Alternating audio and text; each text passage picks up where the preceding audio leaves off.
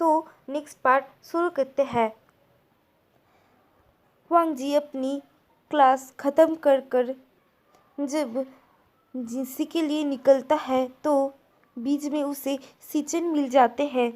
सिचन उसे पूछता है अपनी मैरिड लाइफ के बारे में, तो वांग जी कहता है सब कुछ ठीक ही है, और वो दोनों थोड़े सेक्ट के बारे में बातें करते हैं। तो वांग जी को थोड़ा देर हो जाता है।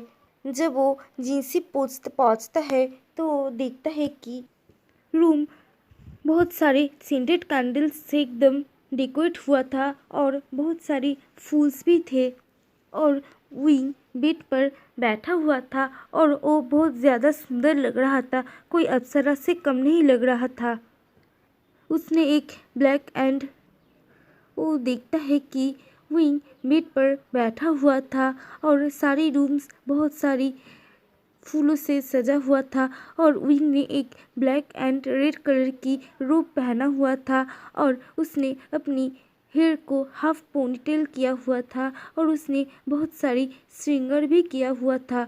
वो एक अप्सरा से कुछ कम नहीं लग रही थी, वो बहुत ही ज़्यादा सुंदर लग रही थी, जिसे देखकर वांग जी का हार्ट बीट बहुत फास्ट हो जाता है। और वांग जी आगे बढ़ते हुए पूछता है क्या हुआ, ये सब किसके लिए है। ये सुनकर विंग थोड़ा एनोयड फील करता है, लेकिन अपने आप को काम दिखाते हुए कहता है ये सब मैंने अपने हस्बैंड के लिए किया है। देन विंग बिस्तर से उठता है और स्लोली वांग जी के करीब आने लगता है, और वांग जी के पास आते हुए वांग जी की दोनों हाथ अपने हाथों में लेते हैं। देन कहते हैं हस्बैंड आप सच में बहुत अच्छे हैं, आपने जब मैं बीमार था तब मेरी बहुत मदद किया है, आप सच में बहुत अच्छे हैं, आपने मुझे कितना कुछ सिखाया है ताकि मैं यहाँ पर कोई गलती ना कर सकूँ, तो आपने मुझे कितना कुछ सिखाया है। ये सब कहते हुए विंग वांग जी को बेड के करीब ले जा रहा था।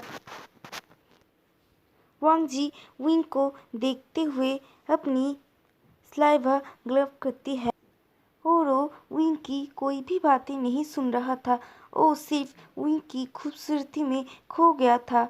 वो सोच रहा था आई नो अभी हम हस्बैंड एंड वाइफ है, लेकिन जब तक मुझे सब कुछ नहीं पता चलता कि तुम मेरे बारे में कैसे सोचते हो, क्या तुम मेरे साथ कोई फिज़िकल रिलेशन करना भी चाहते हो या नहीं, तब तक मैं तुम्हें छू नहीं सकता हूँ। लेकिन अगर तुम ऐसे ही करते रहोगे तो मेरे लिए ये बहुत कठिन हो जाएगा। और वहाँ पर विंग कह रहा था तो ये सब मैं आपको एक सरप्राइज़ देने के लिए किया हूँ, आपको ये कैसा लगा, ये वो पूछता है, लेकिन कोई जवाब नहीं आता है। तो वो वांग जी की तरफ देखता है, तो वो देखता है कि वांग जी उसकी तरफ देख रहा है, लेकिन कोई आंसर नहीं कर रहा है। तो वो वांग जी को हिलाता है, लेकिन फिर भी वांग जी कुछ नहीं कहता। तो वो वांग जी को थोड़ी और ज़ोर से हिलाता है, तो वांग जी कहता है कि हाँ क्या हुआ बोलो। तो विंग कहता है क्या हुआ बोलो मतलब मैंने आपको पूछा कि आपको ये सब पसंद आया क्या नहीं। तो वांग जी कहता है कि हाँ ये सब बहुत अच्छा है, लेकिन इतना ही कहता है कि वांग जी इससे आगे और कुछ नहीं कह पाता है, क्योंकि उसे समझ नहीं आ रहा था कि वो अपनी दिल की हालत लफ्ज़ों में कैसे बयां करे। ये सब कहकर वो विंग की हाथों से अपने हाथ छुड़ाते हैं और बिस्तर में जाकर बैठ जाती है, और विंग को कहता है कि आई थिंक हम लोगों को अभी डिनर कर लेना चाहिए, बहुत रात हो रहा है, वैसे भी आज मुझे लौटने में थोड़ी देरी हो गई है। ये सब सुनकर विंग बहुत गुस्सा हो जाता है और सोचता है कि क्या सच में वांग जी मुझे बिल्कुल भी पसंद नहीं करता है। अब मैं इसे खुद से अप्रोच कर रहा हूँ, मैं उसे यहाँ पर बुलाया, इतना सारे डेकोरेट किया है। अगर कोई अंधा भी इसे देखे तो वो भी समझ जाएगा कि यहाँ पर कैसी हालत है। लेकिन क्या वांगजी सचमुच इतना ही सीधा है या फिर दिखा रहा है कि इसे कुछ नहीं समझ आ रहा है, या फिर ये सचमुच कि मुझे टच करना ही नहीं चाहता है कभी भी, और सोचता है कि लेकिन आज तो मुझे कुछ न कुछ करना ही पड़ेगा। आज मैं पीछे नहीं हट सकता हूँ, नहीं तो मुझे वांगजी को उसकी दूसरी बीवी से शेयर करना पड़ेगा।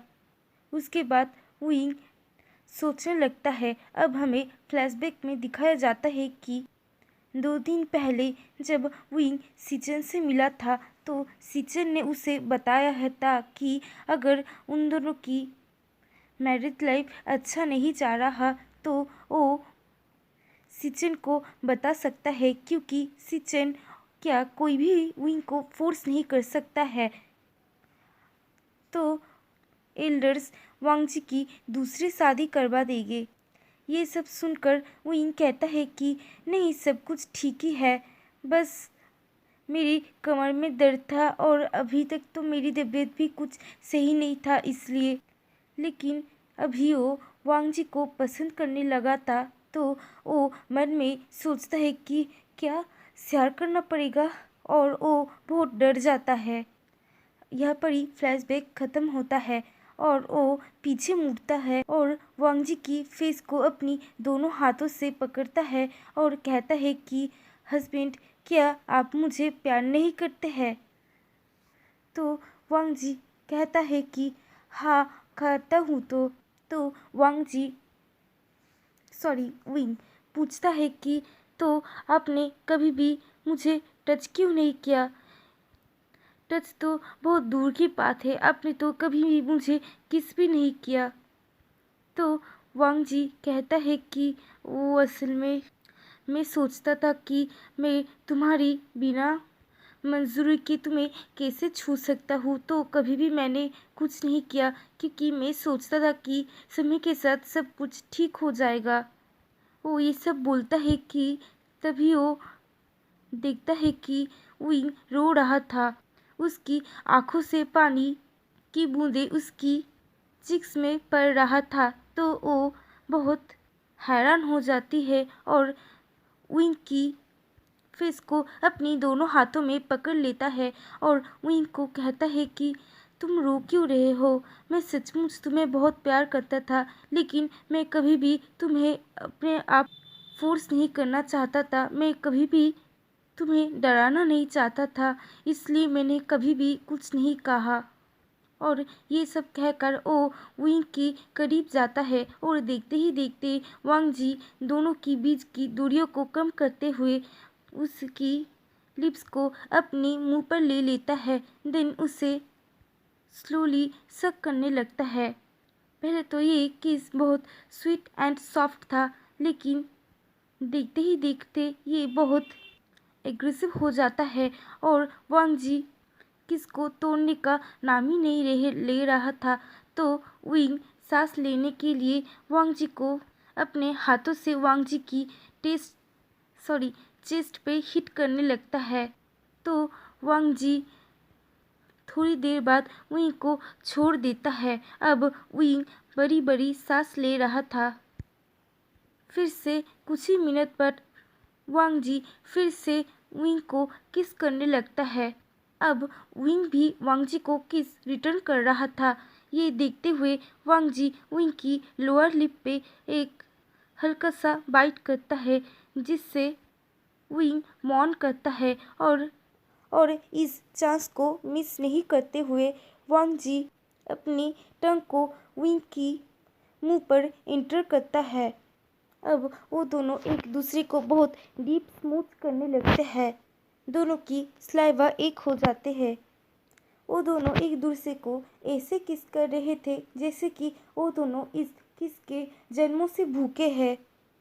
और विंग ने अपनी दोनों हाथों को वांगजी के नेक के अराउंड होल्ड करके रखा था और वांगजी विंग की वेस्ट को पकड़े हुए था। अब वांगजी अपने एक हाथ को विंग की वेस्ट से हटाता है और उसकी चेस्ट पर ले जाते हैं।